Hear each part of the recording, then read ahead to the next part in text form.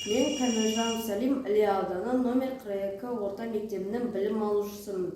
Жобаның тақырыбы ақылды үй, үйді автоматтандыру, әрекеттерді орындауға және адамның араласуынсыз белгілі бір міндетті шеше алатын үй құрылғылар жүйесі.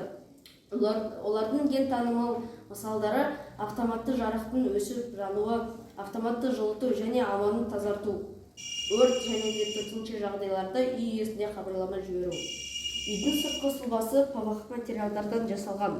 Үйдің қызметін Arduino Uno құрылғысы басқарады. Үйдің сыртқы сұлбасынан бастасақ, үйдің есігінде RFID картасы орналасқан. Ол сәйкес брелокты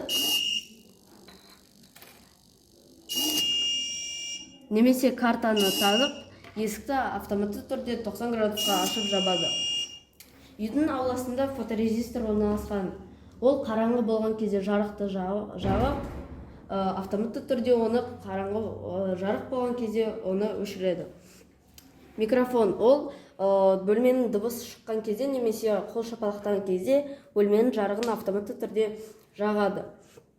Келесі, су датчигі ол мына жерде орналасқан. Оған су таңған кезде үйдің сыртында колонка орналасқан. Сол колонка арқылы сыртқа шығады.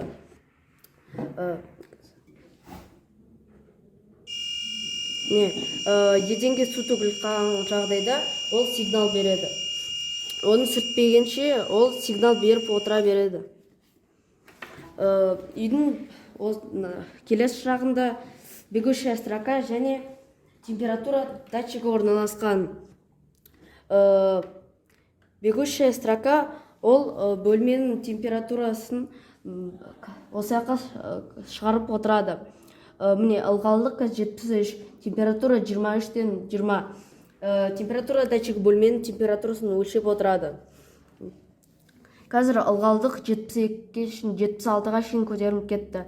Температура 23-те 40, ылғалдылық 88-ге 90-ға көтеріліп кетті. Осы үйдің басты құрылғысы Arduino Uno құрылғысы. Ол барлық датчиктерді, өзіне жалғанған датчиктерді ақпаратын зерттеп, сараптап, дер кезінде орындайды. Осы жобаның 2 бөлме етіп жасалған. Бұл жоба әлі де жетілдіріледі. Олар бөлмелер қосылады. Кейбір датчиктерді телефон арқылы басқару ойында бар.